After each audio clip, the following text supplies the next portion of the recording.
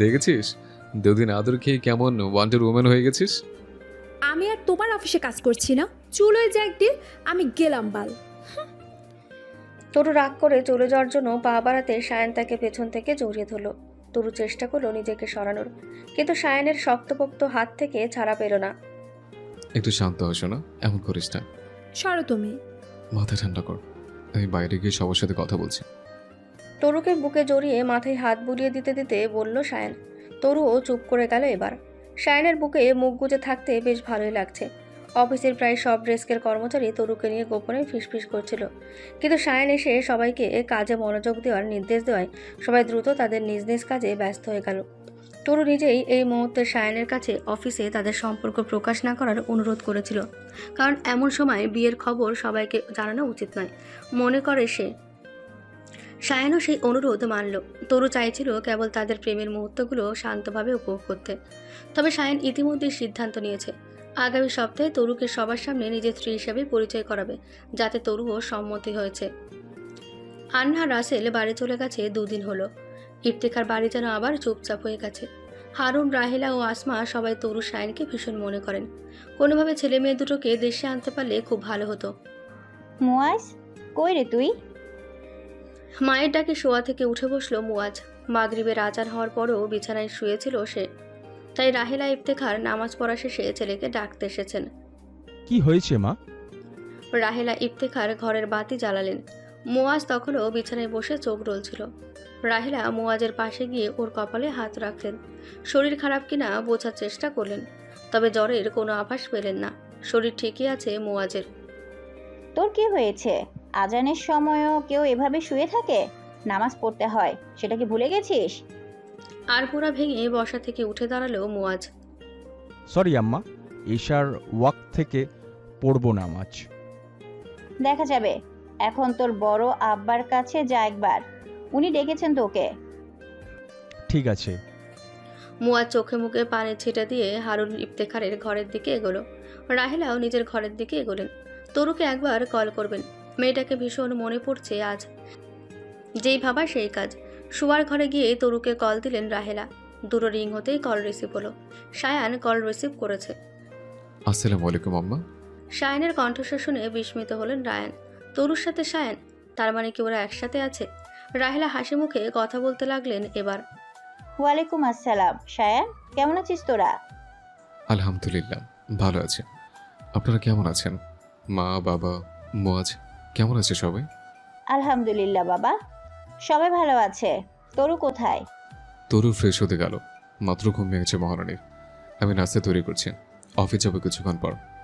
বেশ বেশ, তুই একটু সামলে নিস সব সায়ান, জানিসই তো তরুর রাগটা বেশি। টেনশন করার দরকার নেই আম্মা, আমি সব সামলে নেব। স্বস্তির নিঃশ্বাস ছাড়লেন রাহেলা। ঠিক আছে, ভালো থাকিস। আমি বাড়িতে বলি তোদের কথা, সবাই খুব খুশি হবে। সায়ান মুচকি হাসলো, বলল ঠিক আছে। রাহেলা কল কেটে ঘর থেকে বেরিয়ে বসার ঘরের দিকে এগোলেন। আপনি ডেকেছিলেন বড় আব্বা? বসার ঘরে পান চিবোচ্ছেন হারুন ইফতেখার। পাশে বসে আছেন আসমা ইফতেখার। মাগরিবের নামাজ শেষে দুজনে পান নিয়ে বসেছেন। হ্যাঁ, বসো এখানেই। মুয়াজ হারুনের পাশে চেয়ারে বসলো। বুকের ভেতর কেমন জানি ভয় ভয় লাগছে ছেলেটার। মৈথির বিষয়ে কিছু জেনে গেল না তো? কিছু হয়েছে? মুয়াজ ভয়ে ভয়ে জিজ্ঞেস করলো। হারুন মুচকি হাসলেন।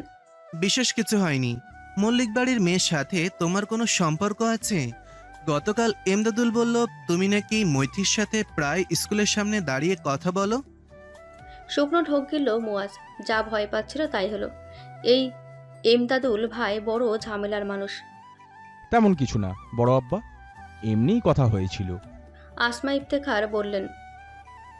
ওই মেয়ে তো ছোট অনেক, মাধ্যমিকও শেষ করেনি। পড়াশোনা করুক, তুমিও করো, তারপর দেখা যাবে। কিন্তু এখানে সেখানে দাঁড়িয়ে কথা বলিস না, লোকজন মেয়ের বদনাম করবে। চাচির কথায় ভুল নেই। মুয়াজ স্বস্তি নিঃশ্বাস ছাড়ল। বাড়িতে তাহলে কোনো সমস্যা হবে না। ঠিক আছে বড় মা। মুয়াজ ম্লান কণ্ঠে বলল কথাগুলো। হারুন কিছু বলার আগে রাহেলা এসে উপস্থিত হলো সেখানে। ভাইজান, একটা খুশির সংবাদ আছে। রাহেলার এত উচ্ছ্বাস দেখে নড়ে চড়ে উঠল সবাই। কি হয়েছে? তরুর কাছে কল দিয়েছিলাম, শায়ান রিসিভ করলো, বলল ওরা এখন একসাথে থাকে। আসমা ইফতেখার রাহেলার কথা যেন বিশ্বাস করতে পারছেন না। হারুন বললেন, আলহামদুলিল্লাহ, অবশেষে মনের ইচ্ছা পূর্ণ হলো আমাদের। মুয়াজের ঠোঁটের কোনো হাসির রেখা ফুটেছে। তুমি সত্যি বলছো তো তরুর মা? হ্যাঁ ভাবি, আমি সত্যি বলছি। আসমা আনন্দে বারবার সৃষ্টিকর্তার নিকট শুকরিয়া আদায় করতে লাগলেন। তারপর বললেন, ওদের সংসার হোক, এটুকুই আমাদের চাওয়া পাওয়া। হারুন বললেন, ঠিক বলেছ, আজকে অনেক দিন পর শান্তিতে ঘুমাতে পারবো তরুর মা। রাহেলা হাসলেন। সবার ঠোঁটের কোণে হাসি। অবশেষে ইফতেখার বাড়ির ছেলের বউ একসাথে আছে। কি করছো তুমি ড্যানিয়েল? তোর বয়ফ্রেন্ড আছে? ড্যানিয়েলের আন্টি উত্তেজনায় মুখোমুখি হয়ে বললেন। ড্যানিয়েল মনমরা হয়ে চুপচাপ বসে রইল। ইয়েস, বয়ফ্রেন্ড নাকি হাজব্যান্ড আই ডোন্ট নো, তবে কিছু আছে, আমি তেমন কিছু দেখছি। দেখো ড্যানিয়েল, তেমন কিছু হলেও তোমার কোনো ভুল নেই। তুমি তো আগে থেকে জানোই নি। নিজের মনকে সামলাও এবং নিজের মতো এগিয়ে যাও।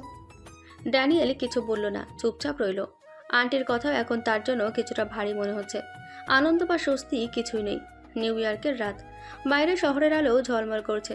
জানালার ফাঁক দিয়ে গুঞ্জন ভেসে আসছে। শাইনের অ্যাপার্টমেন্টের কিচেনে হালকা হলুদ আলো জ্বলছে, আর ভেতরে দুজনের হাসি ঠাট্টায় জমে উঠেছে পরিবেশ।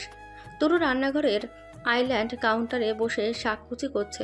জানালার ওপাশে দূরে ম্যানহাটনের আকাশচুম্বী দালানগুলো জ্বলজ্বল করছে।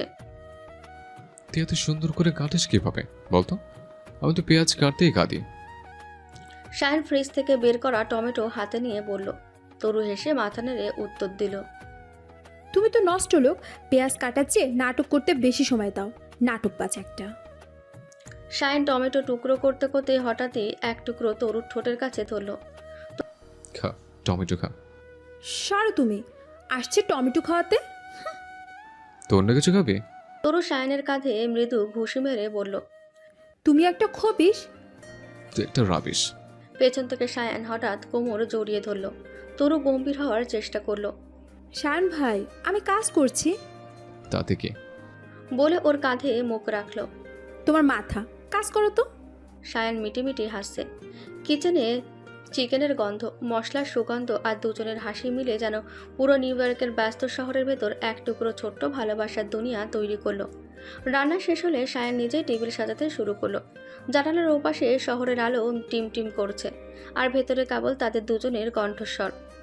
আজকে আমি সার্ভ করব, তুই বসে থাক। শায়ান প্লেট সাজাতে সাজাতে বলল। তোরও মুচকি এসে চেয়ার টেনে বসে পড়ল। শায়ান খাবার পরিবেশন করতে করতে বারবার তরুর চোখে চোখ রাখছে। দুজনের এই ছোট ছোট মুহূর্তে যেন নিউ ইয়র্কের বিশাল শহরটাকে অচেনা করে দিয়ে শুধু তাদের দুজনের পৃথিবী বানিয়ে দিচ্ছে। ভালোই হয়েছে, বুঝলে? হুম হুম।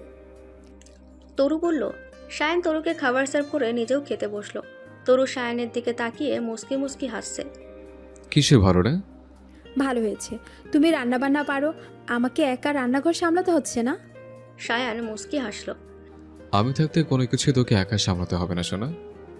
আহা, মাঝে এতগুলো বছর যদি দূরে না থাকতে তাহলে এই কথা বিশ্বাস করতাম, এখন করছি না।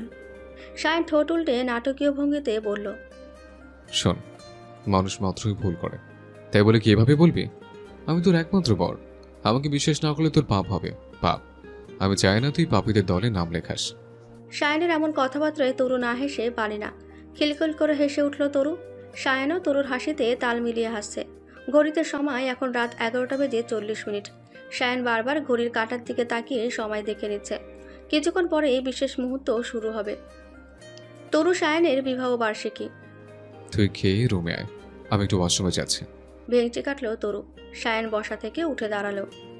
মূত্র ত্যাগ করতে গেলেও বলা লাগে, 1 নম্বরের অসভ্য তুমি। লয়্যালটি বুঝিস তুই? শান ইফতেখার তার বউয়ের প্রতি যথেষ্ট লয়াল, তাই ওয়াশরুমে গেলেও বলে যাচ্ছে। কথাগুলো বলে হেঁটে চলে গেল শায়ান। তরু থম মেরে বসে রইল, চোখ বড় বড় করে দরজার দিকে তাকিয়ে আছে। মনের ভেতর যেন প্রতিধ্বনি বাজলো। ওয়াশরুমে গেলেও বলে যাওয়া লয়ালিটি। তারপর হেসে গড়াগড়ি খাওয়ার মতন অবস্থা হলো তরুর। পুরো পাগল লোকটা। নিজের সাথেই বিড়বিড় করলো সে।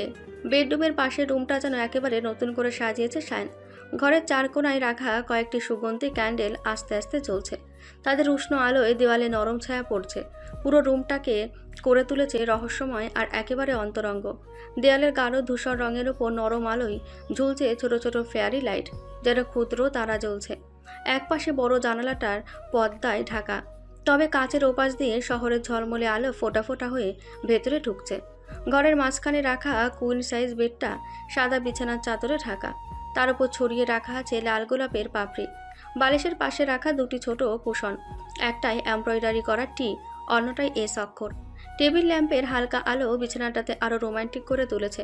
কোণে ছোট টেবিলে রাখা আছে সায়নের কেনা স্পেশাল গিফট, সোনালি কাগজে মোড়ানো বাক্স, যার উপর ছোট্ট একটি কার্ড রাখা, ফর মাই লাভ।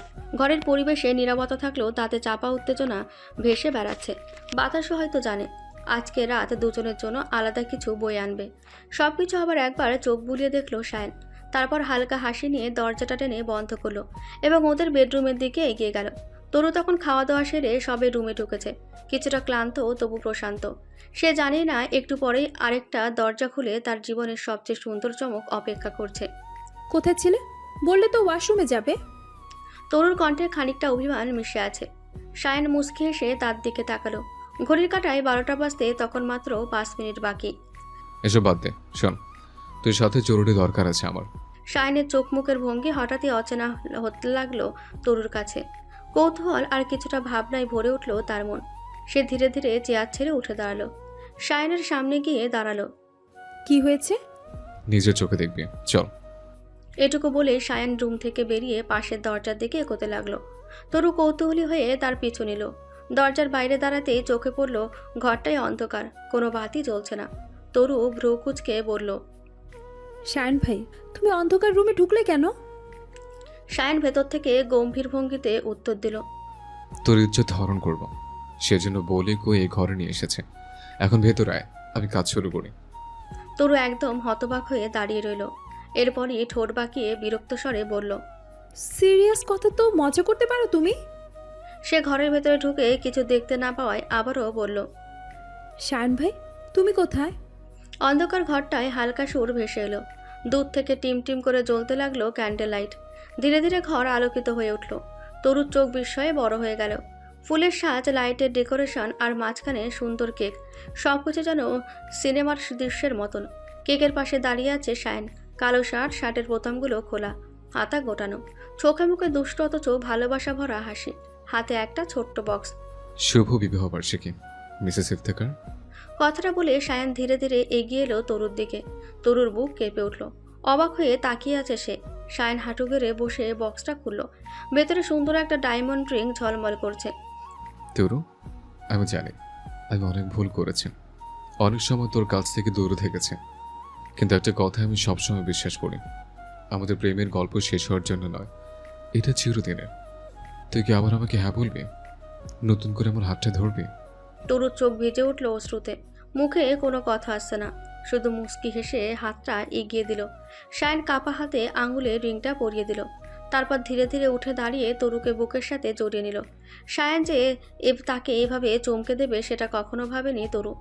এতগুলো বছরে আজ প্রথম তরু তার বিবাহবার্ষিকী পালন করেছে সায়নের সাথে। এই বিষয়টা তরুকে ইমোশনাল করে তুলেছে। আমাকে ছেড়ে যাবে না তো আর? কখনো না তরু, বেঁচে থাকতে সায়ন তার তরুকে কখনো একা ছাড়বে না। তাহলে ঠিক আছে। সায়ন তরুর মাথার তালুতে কিস করে। লাভ ইউ শোনাবো, আমার ভালোবাসি বলবি না? তরু মাথা নেড়ে বলে, I love you too Sayan. ভাই ডাকিস না আর, কদিন পর তাহলে ছেলে মেয়ে আমাকে মামা বলে রাখবে। তরু শব্দ করে হেসে ফেলল। ঠিক আছে। সায়ন তরুকে কেকের কাছে নিয়ে গেল। টেবিলের ওপর সুন্দর একটা রেড ভেলভেট কেক, পাশে ফুল ও ওয়াইনের গ্লাস। চল কেক কাটি। তরু মুচকি হেসে সম্মতি জানালো। দুজনে একসাথে ছুরি দিয়ে কেক কাটতে লাগলো। প্রথমে সায়ান তরুকে কেক খাইয়ে দিল। তরু কেক খাওয়াতে চাইলে সায়ান বাধা দিয়ে বলল, আমি এইভাবে কেক খাবো না, ডিফারেন্টভাবে খাবো। সায়ানের দুষ্টু হাসি তরুকে মৃদু লজ্জায় ফেলল। কিভাবে? তরু ফিস ফিস করে জিজ্ঞেস করলো। সায়ান এবার কোনো জবাব দিল না। হঠাৎই টেবিল থেকে এক টুকরো কেক তুলে নিল সে। তরুর কিছু বুঝে ওঠার আগেই আলতো করে কেকটা মেখে দিল তার গালে। তরু চোখ বড় বড় করে তাকিয়ে রইল, অবাক দৃষ্টিতে সায়ানের অদ্ভুত কাণ্ড দেখছে। মুহূর্তের মধ্যে কেকের নরম পরত গড়িয়ে পড়লো তার গাল থেকে ঠোঁটের কোণে, সেখান থেকে গড়িয়ে এলো গলার কাছে। শায়ান তখন ঠোঁট বাঁকিয়ে মুচকে এসে আরও এগিয়ে এলো, ধীরে ধীরে হাত রেখে দিল তরুর কোমরে। সে স্পর্শে তরুর বুক ধরপড় করে উঠল। একটানে তাকে আরও কাছে টেনে নিল শায়ান, তারপর মাথা একটু হেলিয়ে দিয়ে আলতো করে জিহ্বা ছুঁয়ে দিল তরুর গালে। সেখানে মাখানো কেকটুকু এক নিমেষে খেয়ে ফেলল সে।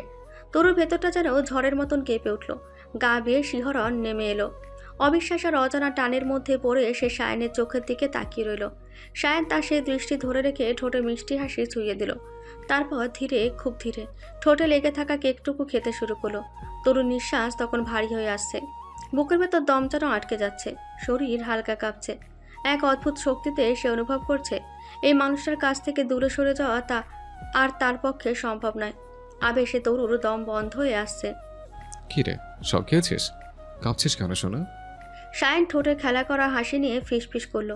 তরু কিছু বলতে চাচ্ছিল, তুমি একটা কিন্তু তার বাক্য শেষ হওয়ার আগে শায়ান হঠাৎই ঝুঁকে গলায় ঠোঁট ছুঁয়ে দিল। গলার কাছে লেগে থাকা অবশিষ্ট কেকটুকু শুষে নিল এক নিঃশ্বাসে। আমি একটা অসভ্য, তাই তো? তার গলায় কাপা স্বরে ফিসফিস করে উঠল শায়ান। তরুর চোখে তখন এক অদ্ভুত মিশ্রণ। সে কোনো উত্তর না দিয়ে শায়ানের গলা দুই হাতে জড়িয়ে ধরল, ঠোঁট বাঁকিয়ে বলল, ভীষণ, কিন্তু আমার থেকে বেশি না। শায়ানের ঠোঁটে দুষ্টু ঝিলিক জ্বলে উঠল। রিয়েলি? তরু বিন্দুমাত্র দ্বিধা না করে জবাব দিল, ইয়েস। প্রমাণ ছাড়া বিশ্বাস করি না। তরু তখন ঠোঁটের কোণে মুচকি হাসি টেনে এনে ফিসফিস করলো। Let's go for statement Shayan রালি। তরুর ঠোঁট থেকে বেরোনো আবেদনময়ী ডাক শুনে শায়ানের বুকের ভেতর যেন এক ঝাঁক বাঘবাকুম পায়রা উড়ে গেল। উত্তেজনায় তার শরীর শিহরিত হচ্ছিল। হঠাৎই তরু দুষ্টভঙ্গিতে তাকে আলতো করে ধাক্কা দিল। শায়ান অসতর্ক হয়ে সরাসরি নরম বিছানায় পড়ে গেল। বিস্ময়ে বড় বড় চোখে তরুর দিকে তাকালো সে। টেবিলের ওপর রাখা ওয়াইনের গ্লাস হাতে তুলে নিল তরু, মুখে রহস্যময় হাসি ফুটে উঠেছে। ধীরে ধীরে এগিয়ে এলো শায়ানের দিকে, চোখে জ্বলছে অন্যরকম দীপ্তি। কিন্তু পাশে বসলো না, বরং নির্দ্বিধায় তার পেটের ওপর উঠে বসলো। চমকে উঠল শায়ান, আরও দ্বিগুণ চমক খেলো যখন তরু গ্লাস থেকে ওয়াইন ঢেলে দিল তার উন্মুক্ত বুকে। লালচে তরল বেয়ে নামলো শায়ানের বুক বেয়ে। মুহূর্তে উরু ঝুঁকে পড়ল, ঠোঁট ছুঁয়ে এক বিন্দুও অপচয় হতে দিল না। যত্ন করে একটানা শুষে নিতে লাগলো বুকের উপর জমে থাকা অ্যালকোহল। প্রতিটি ছোঁয়ায় শায়ানের দেহে ঝড় বইতে লাগলো। সেই শিহরণে শায়ান নিজের নিয়ন্ত্রণ পুরো হারিয়ে ফেলল। তার হাত ছুটে গেল তরুর কোমরে, দু হাত দিয়ে শক্ত করে তরুর কোমর জাপটে ধরে এক ঝটকায় নিজের বুকে নামিয়ে আনলো। তরুর মুখ তার মুখের একেবারে কাছাকাছি। শায়ানের চোখ এখন অদ্ভুত ঝলমল করছে। এবার তুই ফেসে গেছিস শোনা। ফিসফিস করে উঠল সে। তরু প্রতিবাদ করার সুযোগই পেল না। মুহূর্তের মধ্যে শায়ানের ঠোঁট তার ঠোঁটে চেপে বসলো। মিষ্টি ওয়াইনের স্বাদ আর আগুনের মতো উষ্ণতা মিলেমিশে এক হয়ে গেল। তরু হাঁপিয়ে উঠছে, শ্বাস নিতে কষ্ট হচ্ছে। তবুও শায়ানের ঠোঁট থেকে নিজেকে সরাতে পারছে না, বরং অজান্তেই নিজের দুই হাত আরও শক্ত করে জড়িয়ে ধরেছে তার গলা। মুহূর্তের তীব্রতায় ওয়াইনের গ্লাসটা তরুর হাত ফসকে মেঝেতে পড়ে গেল। ঝনঝন শব্দে ভাঙা কাঁচ ছড়িয়ে গেল চারদিকে, কিন্তু সেই শব্দ মুহূর্তেই হারিয়ে গেল তরুর ভারী নিঃশ্বাসের নিচে। রুম জুড়ে তখন শুধু শোনা যাচ্ছিল তার হাঁপুরের মতন ওঠানামা করা শ্বাসের শব্দ আর দুই দেহের অদৃশ্য আগুনে জ্বলে ওঠার স্পন্দন। ভোরে নরম আলো ধীরে ধীরে জানালার ফাঁক দিয়ে ঘরে ঢুকছে। শায়ানের নরম ডাক শুনে ঘুম ভাঙল তরুর। সারা রাত তার চোখ বন্ধই হয়নি, মাত্র 2 ঘন্টা ছোট্ট ঘুমের সুযোগ পেয়েছিল, তাতেও কোনো তৃপ্তি মেলেনি। মেয়েটা স্বভাবতই ঘুম কাতুরে, আর আজ সারা রাতের ঘুম ভাঙা তার অবস্থা আরও দুর্বল করে তুলেছে। তরু, ওঠ তাড়াতাড়ি, আজকে অফিসে গুরুত্বপূর্ণ কাজ আছে, সময় মতো পৌঁছাতে হবে। শায়ানের স্বর নরম। তরু চোখ বন্ধ রেখেই ফিসফিস করলো, তুমি যাও, আমার শরীর কেমন লাগছে, প্রচুর ব্যথা। শায়ান আশ্বস্ত করতে হেসে বলল, নাস্তা করে ব্যথার ওষুধ খেয়ে নে, কমে যাবে। শোন, ওই ওষুধও খেয়ে নিস। তরু এবার পিটপিট করে তাকালো, নির্দ্বিধায় বলল, আমি ওসব খাবো না। শায়ান ভ্রুকুচকে বলল, নতুন অতিথি এলে তখন? তোমার সমস্যা আছে? তরু অবাক হয়ে প্রশ্ন করল, বিয়ে করেছি প্রায় 10 বছর, এখনো বাবা হতে সমস্যা থাকলে আর কবে বাবা হব? 80 বছর বয়সে? তাহলে আর কি, চাপ নেই, চলো নাস্তা তৈরি করি। তরু উঠে দাঁড়ালো, কিন্তু শরীরের দুর্বলতা তার ধীরে ধীরে হেঁটে চলার মধ্যে স্পষ্ট। শায়ান তার হাত ধরে ওয়াশরুমের দিকে এগোতে লাগলো। আমি সব কিছু রেডি করে ফেলেছি, ফ্রেশ হয়ে এসে ওষুধটা খেয়ে নে, একদম ফিট হয়ে যাবে। ঠিক আছে, চলো। ওয়াশরুমে সায়ান ধীরে ধীরে তরুর চুল ব্রাশ করলো, চোখ মুখ ধুয়ে মুছেও দিল, ভালোবাসার মিশ্রিত দৃষ্টিতে হাত ধরে ডাইনিং রুমের দিকে এগোলো। ম্যানহাটনের ঝকঝকে সকাল, অফিসের বিশাল কাচের জানালা দিয়ে আলো এসে পড়েছে ডেস্কের উপর। চারপাশে টাইপিং আর ফোন কলের ব্যস্ততা। তরু তার নিজস্ব ডেস্কে বসে কিছু ফাইল চেক করছিল। শাইনের অফিসে যোগ দেওয়ার পর থেকে সবার সঙ্গে বেশ মিশে গেছে সে। চমৎকার ব্যবহার, কাজের প্রতি আন্তরিকতা, সব মিলিয়ে সহকর্মীরা তরুকে ভালোভাবেই গ্রহণ করেছে। কিন্তু আজ পরিবেশটা একটু ভিন্ন, কারণ শাইন কিছুক্ষণ আগে তরুর ডেস্কে সে থেমেছিল। সাধারণত সে কারোর ডেস্কে এভাবে দাঁড়ায় না, শুধু ডেকে নেয়। কিন্তু আজ ফাইল নিতে আসেনি শায়ন, শুধু তরুর সামনে এক কাপ কফি রেখে বলেছে, এটা খেয়ে নিন, শরীর ভালো লাগবে। তখনই চারপাশের সহকর্মীদের চোখ বড় বড় হয়ে গেছে। ফিসফিস শুরু হয়েছিল। মিস্টার ইফতেখার কখন থেকে এমন কেয়ারিং হলেন? ওদের মধ্যে কিছু আছে নাকি? তরু বেশ মজা লাগছিল, কিছু না বলে শুধু মুচকে এসেছিল। শায়ন ভাবলেশীনভাবেই ছিল তখন। ফরেনারের সাথে গুরুত্বপূর্ণ মিটিং আছে আজ। সবাই মিটিং রুমে ইতিমধ্যে উপস্থিত হয়েছে। শায়ন তরুও উপস্থিত। মিটিং শুরু হলো। সৌভাগ্যক্রমে শায়নের বিজনেস আইডিয়া শুনে ফরেনাররা বেশ সন্তুষ্ট হলো। ফলশ্রুতিতে তাদের ডিলটা ফাইনাল হয়ে গেল। কথাবার্তার এক পর্যায়ে মিটিং রুমে শায়ন সবার সামনে বলল, Today, Taru will present the report. She's been working hard on this project, and I want everyone to pay close attention. তরু কিছুটা অবাক হয়ে তাকালো। শায়ন এভাবে কখনো তাকে হাইলাইট করেনি। মিটিংয়ের পর সহকর্মীরা তার কাছে এসে প্রশংসা করলো, আর কেউ কেউ মজার ছলে বলল, লাইক ইউ বস, নিজে আপনার কাজের ক্রেডিট দিল। Congratulation ma'am. তরু শুধু হেসে সবার কথার জবাব দিল। শায়ন মিটিমিটি হাসছে কেবল। তরুকে খুব তাড়াতাড়ি কোম্পানির সবকিছু বুঝিয়ে দিতে চাচ্ছে সে। সন্ধ্যায় অফিস ফ্লোরটা ফাঁকা হয়ে গেলে তরু কেবিনে ঢুকলো। শায়ন তখন ল্যাপটপে কাজ করছিল। অফিস ছুটি হবে এক্ষুনি। তরুকে দেখে দু হাত ছড়িয়ে ইশারায় কোলে বসতে বলল শায়ন। তরু ভেঙচি কাটলো, তবে অবাধ্য হলো না। এভাবে আমাকে হাইলাইট করলে কেন? শায়ন তরুর হাত ধরে আঙুলগুলো নেড়ে চেড়ে দিচ্ছে, ঠোঁটে দুষ্টুমি ভরা হাসি। কারণ তুই শুধু আমার কর্মচারী না, তুই আমার পার্টনার। তোর কথা মতো অফিসে সেটা বলিনি, কিন্তু প্রমাণটা আস্তে আস্তে সবাই বুঝে যাবে। তরু চোখ ঘুরিয়ে বলল। পাগল একটা। শায়ন তরুকে কোলে নিয়ে উঠে দাঁড়িয়ে জানালার সামনে গেল। নিউ ইয়র্কের আলো ঝলমলে স্কাইলাইন পেছনে। তরু দুই হাতে শায়নের গলা জড়িয়ে ধরে আছে। তরু, খুব শীঘ্রই সবাইকে বলে দেব তুই শুধু আমার সহকর্মী না, আমার স্ত্রী। বাধা দিবি না একদম। ঠিক আছে, দেব না। এখন চলো বাসায় ফিরবো। চল। শায়ন মৃদু হাসি দিয়ে তরুকে কোল থেকে নামিয়ে নিল। তারপর হাতটা আলতো করে চেপে ধরে সামনে এগোতে লাগলো। তরু ওর পাশে পাশে হাঁটছে, দুজনের আঙুল জড়িয়ে আছে। মাঝে মাঝে শায়ন ফিসফিস করে টুকটাক কথা বলছে, তরুও হেসে জবাব দিচ্ছে।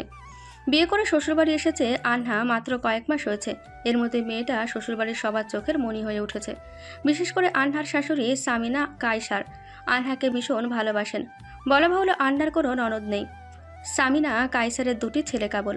আনহা বড় ছেলে রাসেলের স্ত্রী, ছোট ছেলে তুহিন সবে এইচএসসি পরীক্ষা শেষ করেছে। তাই সংসারে একটি মেয়ের অভাব সবসময় ছিল, আর আনহা যেন সেই জায়গা দখল করে বসেছে। রাসেলও আনহাকে যথেষ্ট সম্মান করে, ভালোবাসে এবং গুরুত্ব দেয়। আনহার কাছে সবকিছু স্বপ্নের মতোই লাগে। সত্যি শ্বশুরবাড়িতে এত ভালোবাসা পাওয়া যায়? আনহা প্রতিদিন উপলব্ধি করে, সত্যি পাওয়া যায়।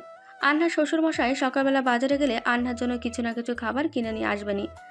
এই যেমন কখনো ঝালমুড়ি, আবার কখনো বাদাম। রাসেলও একই কাজ করে বসে, ঝালমুড়ি, বাদাম, আইসক্রিম সহ নানান রকম খাবার নিয়ে রাতে বাসায় ফেরে। মাঝে মধ্যে ফুলও নিয়ে আসে। মূলত রাসেলের এই স্বভাব যে তার বাবা থেকে পাওয়া, সেটা আনহা শ্বশুরমশাইকে দেখেই বুঝতে পেরেছে। তুহিন ছেলেটার কথা তো না বললেই নয়, একেবারে ভাইয়ের মতোই ভালোবাসে আনহাকে। মাঝে মধ্যে আন্নার সাথে গানের আসর জমায় সে। রাসেল বাসায় ফিরে তাতে যোগ দেয়। দেবর ভাবির সাথে যখন রাসেল পেরে ওঠে না, তখন সামিনা কায়সারকে সাথে নেয়। ভদ্রমহিলা গান পারে না, তবু ছেলের জন্য চেষ্টা করেন গান গাইতে।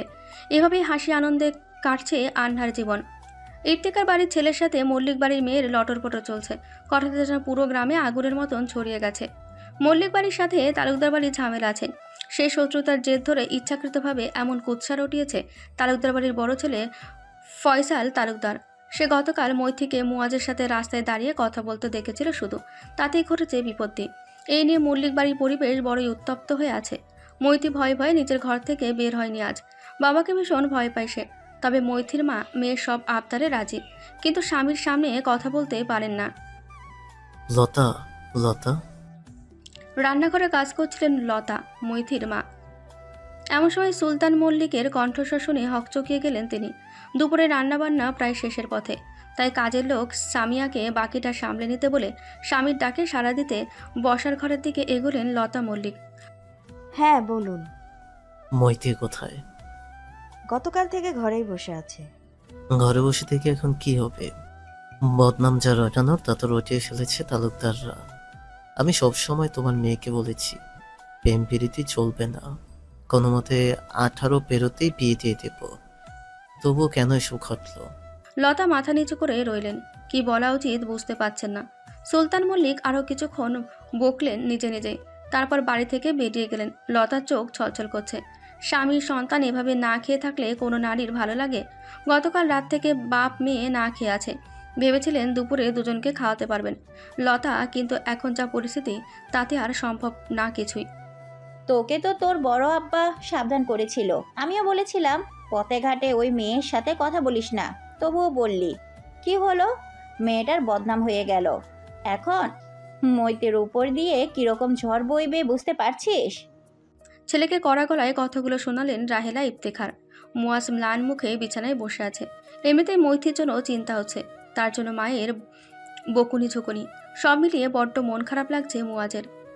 আম্মা, আমি বুঝতে পারিনি তালুকদাররা এমন কিছু করবে। যথেষ্ট বয়স হয়েছে তোমার, বোঝার ক্ষমতাও আছে। এখন কি করবে তাই ভাবো। মল্লিক বাড়ি তোমার সাথে বিয়ে দিবে কিনা সন্দেহ। বাবা মা বেকার ছেলের সাথে কোন মেয়েকে বিয়ে দেয়? দীর্ঘশ্বাস ছাড়ল মুয়াজ। রাহেলা আরও কিছু কথাবার্তা বলে ঘর থেকে বেরিয়ে গেলেন। মুয়াজ পড়েছে গভীর চিন্তায়। শায়ন ভাইকে কল করবে একবার, তরুকেও সবটা বলবে। তাছাড়া মুয়াজের মাথায় আর কিছুই আসছে না আপাতত।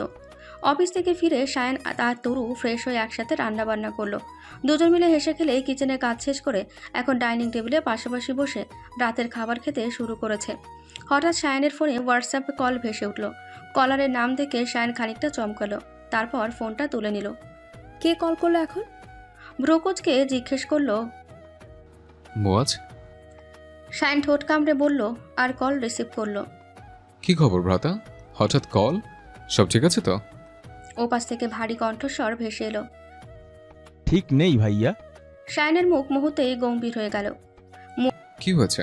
মুয়াজ সংক্ষেপে সব খুলে বলল। শায়ন নীরবে শুনতে লাগলো, চোখে তখন দুশ্চিন্তার ছাপ। তরু কাঁটা চামচ হাতে থমকে গিয়ে শায়নের দিকে তাকিয়েছিল। আস্তে ফিসফিস করে বলল, কি হয়েছে? শায়ন ইশারায় তরুকে থামতে বলল, কথা শেষ হলে সব জানাবে। তরু ও আর কিছু বলল না, শান্তভাবে অপেক্ষা করতে লাগলো। চিন্তা করিস না মুয়াজ, আমি দেখছি কি করা যায়, তুই রিল্যাক্স কর। শায়নের গলায় দৃঢ় আশ্বাস ছিল। ওপাশ থেকে হালকা স্বস্তি নিঃশ্বাস ভেসে এলো। ঠিক আছে ভাইয়া। আপু কেমন আছে? শায়ন ঠোঁটে কৌতুক মিশ্রিত হাসি টেনে বলল, তুই যদি তোরকে ভাবি না ডেকে আপু ডাকিস, তাহলে আমি তোকে শালা রাখবো। মুয়াজ হেসে উঠল। তোমার ব্যাপার এটা, আমি আপুকে আপুই ডাকবো। ভালো আছি তোর। বাড়ির লোকজন কেমন আছেন? বুঝতে পারছো, এমনিতেই সবাই ভালোই আছে। শায়ন গভীর নিঃশ্বাস ফেলে বলল, হ্যাঁ বুঝেছি। আচ্ছা এখন রাখি, আগামীকাল আবার কথা হবে। তুই নিশ্চিন্তে ঘুমা, তোর ভাই আছে তো? মুয়াজ মৃদু হেসে বলল, ওকে ভাইয়া, টাটা। রাখলাম। কল কেটে যেতেই তরু বড় বড় চোখে শায়নের দিকে তাকালো। শায়ন হেসে মুয়াজের বলা সব কথায় তরুকে খুলে বলল। এই কাণ্ড ঘটিয়েছে নাকি? তরু বিস্মিত হয়ে বলল। ইয়েছ না। শায়ন মাথা নেড়ে জবাব দিল। খাওয়া শেষ করে আমি মায়ের সাথে কথা বলবো। দৃঢ় কণ্ঠে বলল তরু। শায়ন মুচকে এসে বলল। বলিও, তবে আগে খেয়ে নাও। তরু মাথা ঝাঁকিয়ে ছোট্ট করে বলল, হুম। রাতের খাওয়া দাওয়া শেষ করে বিছানায় শরীর এলিয়ে দিয়ে ফোন হাতে নিল তরু। শায়ান পাশে বসে ল্যাপটপে কাজ করছে। মায়ের সাথে কথা বলবে তরু, সে ভেবে কল দিল দেশের বাড়িতে। দুটো রিং হতেই কল রিসিভ হলো। রাহেলা ইফতেখার মেয়ের কল পেয়ে খুশি হয়েছেন। কেমন আছিস তরু? ভালো আছি। বাড়ির খবর বলুন তো আম্মা, কিছু কি হয়েছে? দীর্ঘশ্বাস ছাড়লেন রাহেলা।